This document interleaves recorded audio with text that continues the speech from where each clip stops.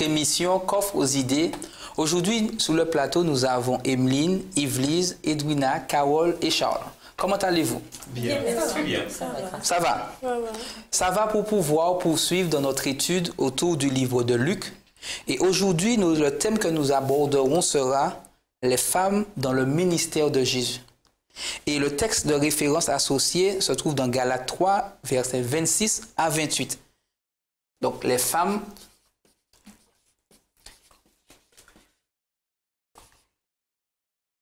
dans le ministère Jésus.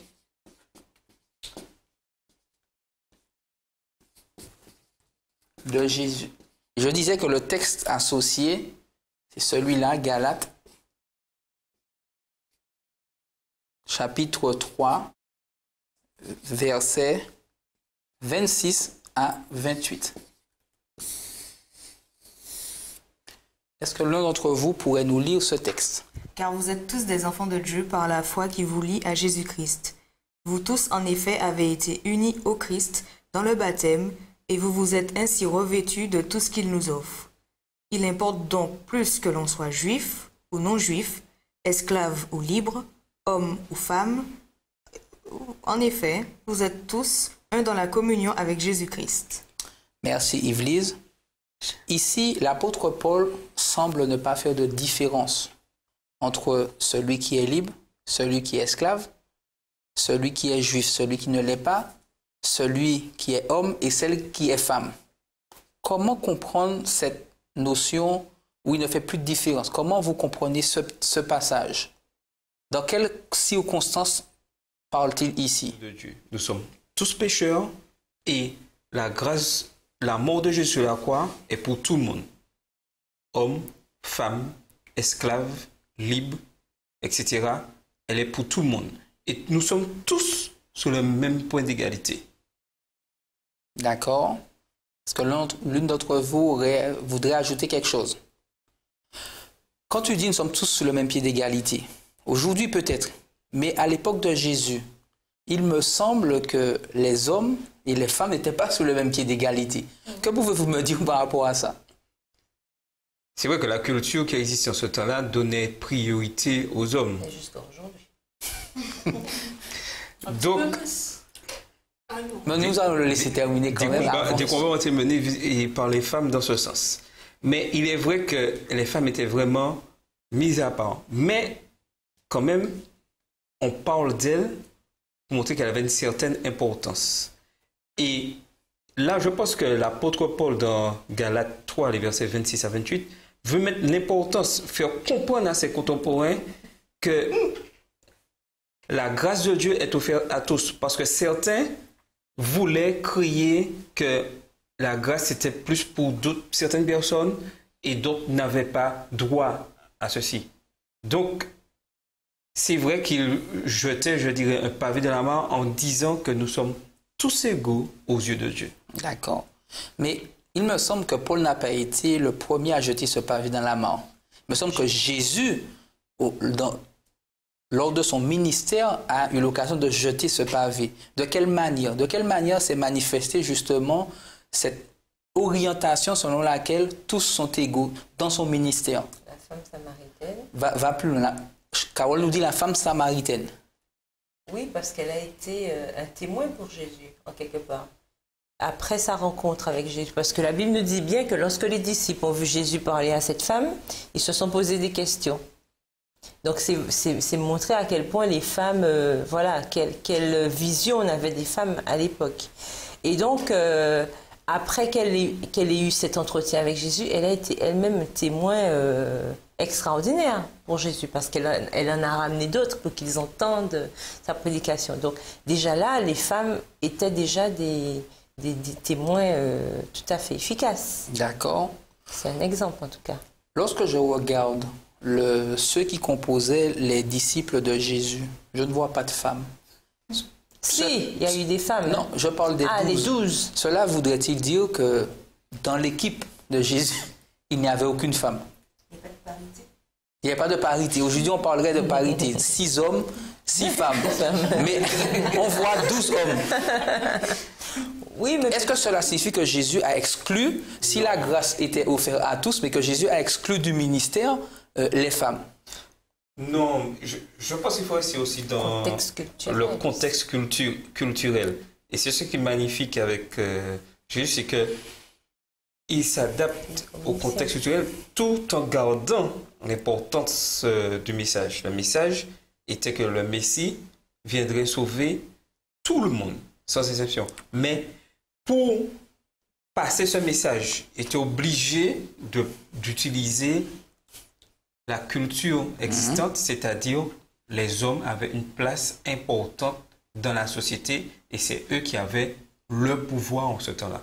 Et puis aussi, Jésus savait très bien que, vu le contexte culturel, vu la mission qu'ils avaient, vu ce qu'ils devaient faire au bout, c'est parce qu'ils devaient parcourir des contrées, ils devaient aller scier là. Le rôle de la femme, à ce moment-là, serait peut-être un petit peu complexe par rapport à ce qu'ils avaient à faire. Donc ça, il fallait compter avec ça. Non seulement la femme n'aurait peut-être pas eu le même impact, mais en plus, vu la responsabilité de la femme dans cette culture, ça aurait peut-être pas été probant parce qu'on sait que Jésus, il n'avait nulle part opposé. On nous dit il n'avait pas d'abri, quoi. Ils allaient un peu partout. Est-ce que ce serait approprié pour les femmes de mettre vraiment la femme en avant à ce moment-là? Mais on sait que dans le ministère de Jésus, il y a eu des femmes. On a eu Marthe, on a eu Marie. On a eu, donc j'ai parlé déjà de la femme samaritaine, pardon, la femme adultère, elle aussi. Elle a été parmi les disciples de Jésus. D'accord? Non, pas Anne. Marie. Donc il y a Marie, Marie même, la mère de Jésus. D'accord? Donc il y a différentes Maries qui ont suivi Jésus aussi. Donc en fait, on sait qu'il y a eu des femmes qui ont entouré le jour de la résurrection de Jésus. Qui est-ce qui vient annoncer aux disciples que Jésus est ressuscité? Ce sont encore des femmes. Donc les femmes ont eu toujours cette importance dans le ministère, même si elles n'ont pas été parmi tous à proprement. D'accord. Aujourd'hui, avez-vous l'impression que les femmes, de manière générale, ont des difficultés à s'imposer vis-à-vis des hommes? Ou bien, je vais dire différemment, avez-vous l'impression que beaucoup d'hommes ont des difficultés à considérer les femmes comme leur égales? Oui. Tout à fait. Oui, ça c'est sûr. Tout à fait. Comment cela, selon vous, se manifeste-t-il? Regarde, pour une femme pasteur, c'est plus difficile pour des hommes de voir une collègue avec le même diplôme qu'eux. Et en fait, c'est une femme. Au niveau de l'Église, même une femme ancienne, je ne vais pas dire qu'il n'y en a pas, il y en a, mais c'est rare et c'est assez... Voilà, il y aura beaucoup de complications, etc. D'accord. Comme Edwina, hein?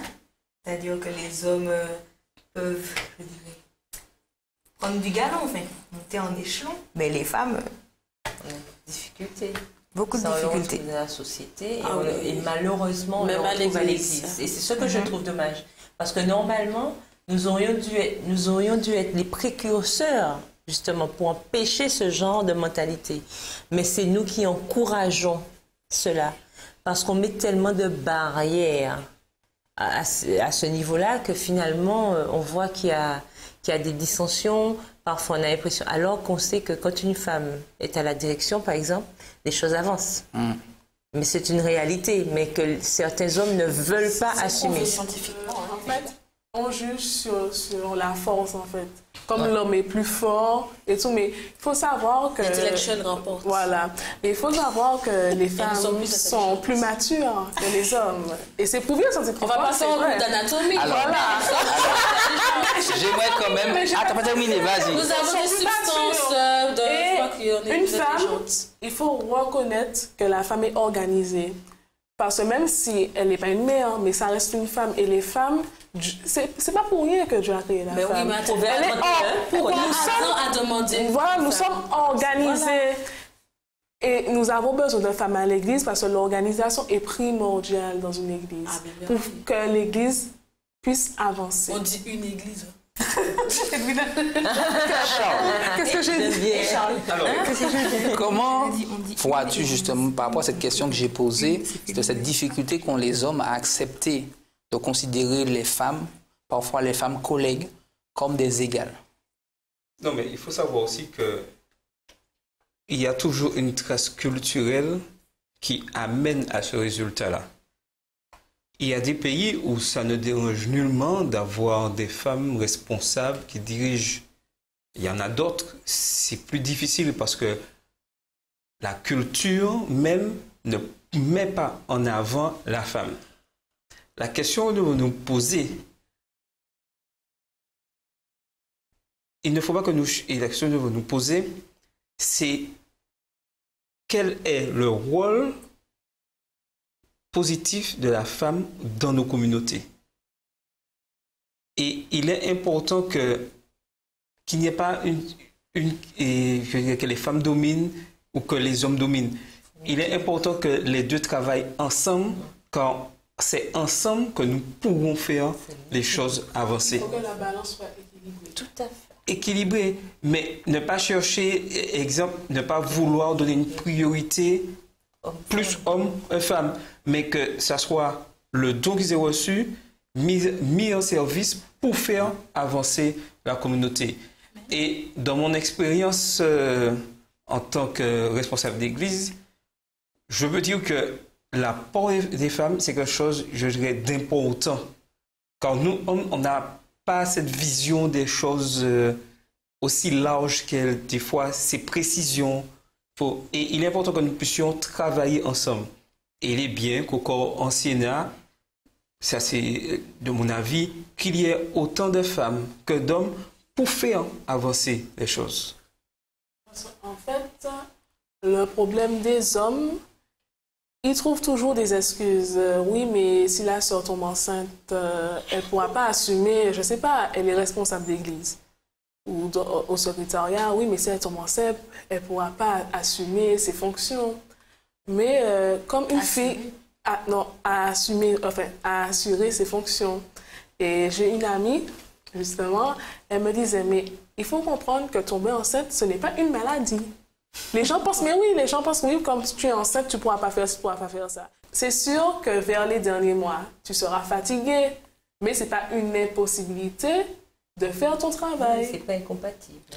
Alors, indépendamment effectivement de parfois ces guerres stériles que nous rencontrons dans la société, dans les groupes dans lesquels nous évoluons, mais même à l'église, sur qui est plus supérieur, et c'est ce que tu mettais en avant, Charles, il nous faut apprendre à travailler ensemble. Dieu nous a donné chacun, homme ou femme, des capacités, des dons spéciaux, et nous invite, là où nous sommes, à pouvoir les mettre. C'est vrai que certaines femmes ont des capacités que des hommes n'auront pas. Mais rappelons-nous une chose, lorsque Dieu créa Adam et Ève, il fit d'eux des personnes complémentaires. Et dans le fonctionnement au quotidien, l'homme et la femme doivent être complémentaires, quel que soit le groupe dans lequel ils sont. Aujourd'hui, malheureusement, le mouvement féministe semble dire nous avons le pouvoir aux femmes, point besoin d'hommes. Nous sommes dans un basculement de ce que nous avons connu malheureusement. On passe d'un extrême à l'autre. On passe d'un extrême à l'autre. Où les hommes dominent, on veut passer où les femmes dominent. Et ce que Charles disait, ce que vous avez compris, il faut un juste équilibre des choses. Bien sûr. La présence de chacun. D'ailleurs, quand Pierre dit, Paul va dire, vous êtes tous un dans la communion de Christ. Le groupe, aussi différent soit-il, de par sa culture, de par son sexe et autres, formera un tout pour la gloire de Dieu. Alors, Eduna parlait du ministère pastoral en particulier. Croyez-vous que les femmes, tout comme les hommes, ont leur place dans ce ministère? Puisqu'aujourd'hui, nous nous rendons bien compte que dans nos communautés, la plupart de nos pasteurs sont des hommes. Et que nous avons, je crois, ici, en Martinique, On en a deux. qu'une femme chef de district. À chef de district. Oui, responsable de district. Je dis en Martinique. Je reprends, parce que ce n'est pas pour la Martinique. Oui, je peux dire ça? C'est la Martinique. Oui. Nous avons en Martinique qu'une seule femme chef de district. Il y a des pasteurs. Oui. Pas encore consacrés, mais des pasteurs. Oui, moi je dis pasteur, mais Attends, il n'y en a pas deux. non, il n'y a qu'une seule. Une seule. Il n'y a qu'une seule. Il y a de ceux qui ont fait des études. Une seule qu'on a. Une seule qui a. Ok, je peux dire pasteur. Ok. Alors, en Martinique, nous n'avons qu'une seule femme pasteur. Pensez-vous que nos communautés gagneraient? J'aurais dit plutôt en Martinique, il y a. Pas on a, parce que comme c'est... Ok. Non. En Martinique, il y a une femme pasteur. Pensez-vous que nos communautés gagneraient à à ce que plus de sœurs puissent entrer dans le ministère? Quelle différence cela pourrait marquer? D'ailleurs, Charles, vous parliez tout à l'heure là de l'apport des femmes dans le ministère au sein des églises locales. Mais à ce niveau de l'œuvre, quel impact pensez-vous que pourrait avoir la présence de femmes dans ce ministère? Il pourrait y avoir de nouvelles idées, hein, de nouveaux points de vue, en fait, parce que nous savons tous qu'il y a le point de vue féminin et le point de vue masculin. Mais étant donné qu'ils sont majoritairement des hommes, c'est un petit peu plus complexe. Tandis que s'il y avait un petit peu plus de femmes pasteurs, ce serait un petit plus. Je pense aussi que par rapport à l'évolution de la société aussi, la réflexion s'impose. D'ailleurs, on va en discuter. Ce sera en discussion bientôt à la prochaine session de la conférence générale, puisqu'on se rend compte aussi que vu la configuration de la société, on a beaucoup de familles monoparentales. Des familles matriarcales. Donc là où on a beaucoup plus de femmes qui sont responsables d'eux. Et donc avec ça, parfois le contact est beaucoup plus facile quand il s'agit d'une femme que quand il s'agit d'un homme. Donc ça importe aussi. Et puis moi je pense que même au niveau de la direction, on peut voir ça plus loin. Pourquoi ne pas avoir une femme présidente de la fédération, une femme présidente de l'union, une femme présidente de la conférence générale et tout ça? Pour moi, ça peut aller plus loin parce que les femmes ont une autre vision des choses. Les femmes organisent, font les choses autrement et pour moi, ça pourrait changer de la normalité ou des habitudes. Et peut-être ça donnerait un souffle nouveau, un élan nouveau aussi à notre mission et à notre objectif en tant que peuple du reste. Charles? Oui, comme je disais, c'est ensemble que nous devons travailler, mais nous devons avoir aussi cette sagesse de faire les choses évoluer sans chercher à entrer en conflit. Ni de domination en conflit. Et c'est là important d'avoir la méthode de Jésus, c'est-à-dire cette pédagogie de l'enseignement, de faire comprendre. Parce que Jésus, au fur et à mesure, il faisait évoluer les choses. Nous avons l'exemple de la femme adultère. Normalement, la loi était stricte. Mais qu'est-ce que Jésus fit?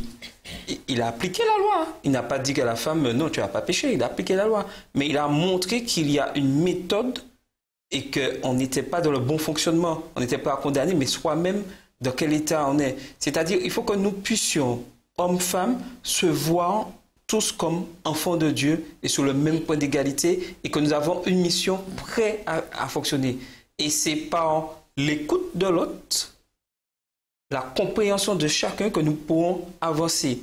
Et c'est vrai, et je suis d'accord avec Carole, qu'il serait bien sage qu'il y ait plus de femmes qui aillent vers le ministère pastoral. Et tout passe déjà dans l'éducation, parce que les parents, et je dirais les parents, l'institution, poussent plus les garçons à aller faire de la théologie.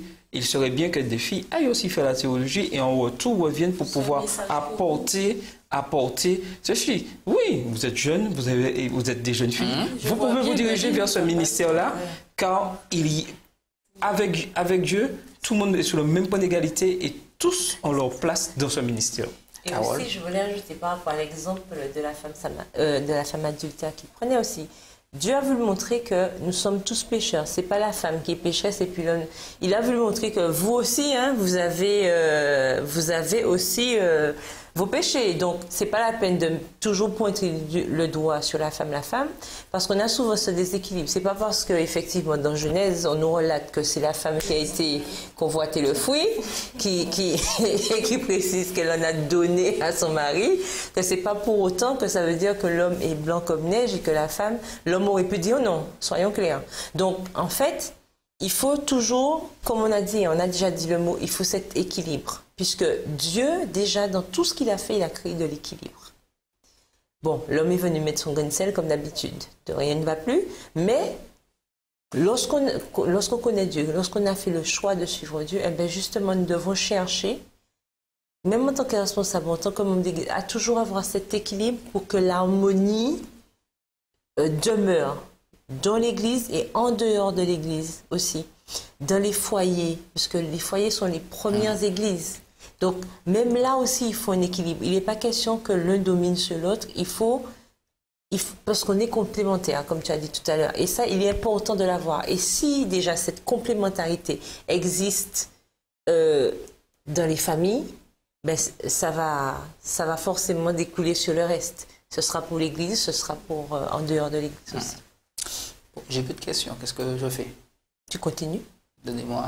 Alors, je voulais dire aussi que c'est le gros problème dans la société, puisque nous voyons les lois islamiques. Ils prennent comme excuse, comme elle disait dans Genèse, ah oui, comme c'est Ève qui a péché, c'est elle qui a entraîné Adam.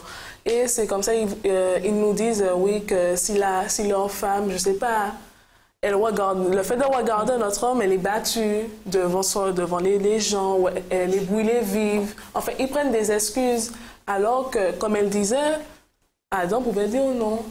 Donc, c'est-à-dire, il faut qu'il y ait, pour revenir au thème, il faut qu'il y ait une complémentarité entre l'homme et la femme. C'est-à-dire que même si nous savons que les femmes ont plus le sens de l'organisation que les hommes, mais il faut que les idées de l'homme et de la femme puissent faire un. Voilà, c'est ça. Voilà. Alors, c'est vrai que, rappelez-vous une chose. Lorsque Jésus est venu, comme disait Charles, il a voulu effectivement inscrire sa démarche dans le contexte social. Nous devons aussi apprendre à vraiment travailler avec ce contexte. Il y a dans l'œuvre actuellement des régions du monde où d'ailleurs les hommes ne sont pas prêts à laisser nos sœurs être à la direction. Dans d'autres régions, c'est possible. Aujourd'hui, comment moi, en tant que jeune, je peux me positionner dans mon église pour être un vecteur justement de ce changement? Qu'est-ce que je peux faire de manière concrète au sein de ma communauté, au sein des groupes dans lesquels j'évolue? Je dis en tant que jeune, mais ça vous concerne aussi, Charles et Carole, pour pouvoir faire que les choses puissent changer efficacement. Parce que bien souvent, on peut se rendre compte que quelque chose ne va pas, pouvoir être s'insurger contre, mais ne rien faire. Qu'est-ce que je peux faire concrètement? Non, déjà, je dois demander à Dieu de me donner la sagesse de pouvoir, je dirais, pas affronter ce problème, mais faire face à ces difficultés qu'il y a dans certaines communautés. Parce que nous savons bien que dans ces communautés, la place de la femme au niveau de la direction pose des fois problème. Je ne dirais pas qu'il y ait problème vraiment dans la place des femmes dans l'Église. Je parle des postes à responsabilité. Parce que les femmes sont nettement majoritaires. Il faut reconnaître que dans l'Église, les femmes sont majoritaires en tant que membres et tout ça. Mais il faut qu'au niveau des responsabilités, qu'il y ait un peu plus, je dirais, de femmes responsables, afin de créer cette égalité. Et j'en suis sûr que c'est le souhait de Dieu, puisque le thème de la leçon, c'est les femmes dans un ministère. Son souhait, c'est que les femmes et les hommes travaillent ensemble dans son ministère et avancent sans qu'il y ait une préférence pour plus de fonctions. Et cela permettrait les choses d'avancer. Mais ce n'est pas non plus vouloir imposer les choses que nous ferons les choses avancer. C'est-à-dire faire passer le message, comme Jésus l'a fait, tranquillement, reprenant ce qui doit être repris en douceur, permettant d'expliquer cette communication, cet échange pour faire les choses évoluer petit à petit et faire comprendre. Parce que ce n'est pas dire mettre les femmes en place pour mettre les femmes en place. Faire comprendre le plus que ça apporterait dans l'évangélisation. Puisque notre but, c'est quoi? C'est évangéliser, apporter ce message. C'est toujours le plus. On ne va pas mettre des femmes dans la direction pour mettre, c'est pas pour faire joli, nous ne sommes pas là pour ça. C'est-à-dire que ça va donner un plus, un élan encore plus vif dans cette énergie. Des femmes pasteurs responsables, comme Carole disait, de fédérations. Ça, c'est un souhait. Mais il ne faut pas que non plus ça soit mettre une femme responsable pour mettre une femme responsable. Ça reste toujours selon la volonté et l'esprit de Dieu. Ce qui serait bien, c'est que les enfants les plus petits, on les apprenne à communiquer, enfin, garçons et filles, on les apprenne à communiquer sur l'organisation de l'Église. Parce que le plus souvent, entre hommes et femmes, on ne communique pas. Quand on met une femme là, c'est là qu'elle doit. Il faut avant qu'elle prenne avant qu'elle commence, qu'elle débute son poste, la former. Enfin, je ne sais pas si vous voyez ce que je veux dire. La former avant.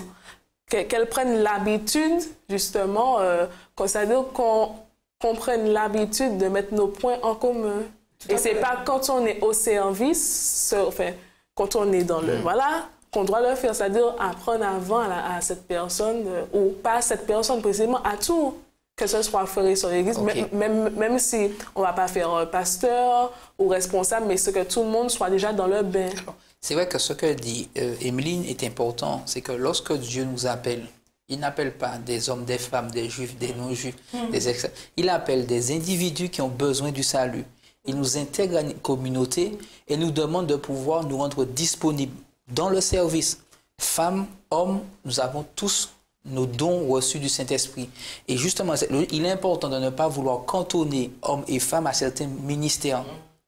C'est le Saint-Esprit qui organise l'Église, c'est le Saint-Esprit qui oriente et qui fixe les responsabilités qu'il souhaite donner à chacun. Et nous devrions accepter dans l'Église que parfois, nos sœurs sont appelées à de hautes responsabilités. D'ailleurs, ne considérons-nous pas comme Ellen White, comme prophétesse du mouvement adventiste, prophétesse qui reçoit de l'Éternel les recommandations pour son peuple. Après que 2 hommes aient refusé. Oui, après que 2 hommes aient refusé cet appel. Aujourd'hui, non seulement chacun est appelé à suivre le maître, à pouvoir s'engager avec lui, mais à pouvoir aussi être pleinement impliqué dans le ministère. En quelques minutes, avez-vous quelque chose à ajouter par rapport à ce que nous avons dit? Eh bien oui, ce que je voulais dire, chers hommes, je reprends. Chers hommes, encouragez les femmes de votre Église. Non, mais c'est vrai parce qu'on a besoin, parce qu'on parle là, mais il y a aussi, il faut encourager, on a besoin de ça parce que parfois, on entend des choses qui ne sont pas très positives et ça serait bien que devant nous, vous puissiez venir et nous dire, mais oui, tu peux faire ci, tu sais que tu as la capacité de mener ci, de mener ça. Ce compliment, voilà, peut nous faire du bien. D'accord. Alors moi, je tiens à dire que c'est intéressant. C'est vraiment intéressant que l'auteur du questionnaire ait voulu faire cette mention des femmes dans le ministère de Jésus parce que souvent, c'est occulté. On ne fait pas toujours attention. On pense aux 12, on pense aux disciples, on pense aux 12. Mais souvent, on oublie qu'il y avait aussi des femmes qui ont participé à cette avancée de l'Évangile. Et jusqu'à aujourd'hui, on voit que à travers toute l'histoire de l'évangélisation, il y a toujours eu des femmes. Mais même dans l'histoire de l'humanité, dès le début, il y a une femme. À la base du salut, de la réalisation de cette promesse du Messie, il y a une femme. Parce qu'entre nous, Jésus aurait pu apparaître comme ça. Dieu avait les moyens. Il choisit une femme. Donc, en fait, à chaque fois, il y a toujours... Donc, les femmes aussi ont leur importance.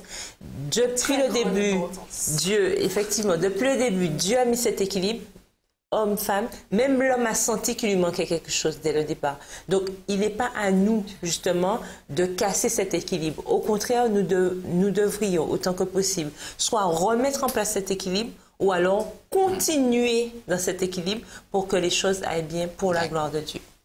Nous avons vu aujourd'hui qu'il est important pour nous d'accepter de suivre la voie que nous a tracée Jésus en intégrant dans le ministère les femmes. Durant la semaine qui se présente devant nous et les semaines qui viendront, prenons l'engagement d'être des personnes qui suivent l'exemple de Jésus et qui donnons la valeur aux femmes et qui cherchons cet équilibre dans nos communautés, dans les groupes dans lesquels nous évoluons. Et que par ce bien, essentiellement dans nos communautés, que l'évangile soit prêché, que le message du retour de Jésus soit prêché de manière efficace à ceux qui ne le connaissent pas. Nous vous remercions d'avoir participé aujourd'hui à cette émission et nous vous donnons rendez-vous à une prochaine émission, Coffre aux idées.